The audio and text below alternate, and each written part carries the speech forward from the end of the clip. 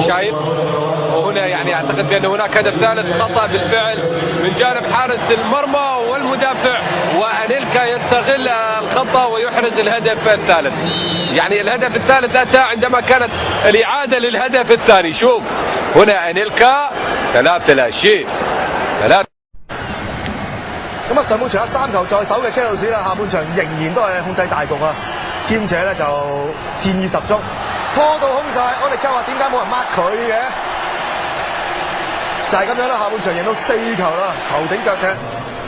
再睇多次啦，好簡單，分過嚟左邊空晒嘅馬魯達，睇到定第二時間沉落底線送到埋嚟，褪後2步嘅安力卡就咁樣搞掂啦。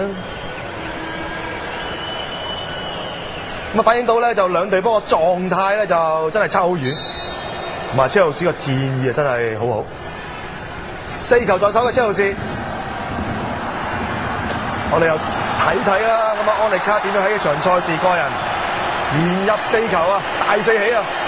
咁啊，仲要喺 AC 米蘭身上，難怪咧就班主阿巴莫維治開心到咁啊！真係冇乜幾可見到佢咁開心。安力卡咁啊，有冇4球之後咧，咁啊繼而咧亦都俾佢唞唞啦。咁啊，隨後又換入咗啊舒夫真高，呢個波亦都交得好靚好靚。最終一場嘅鐵路杯嘅季軍戰，車路士大勝 AC 米蘭5隻光蛋。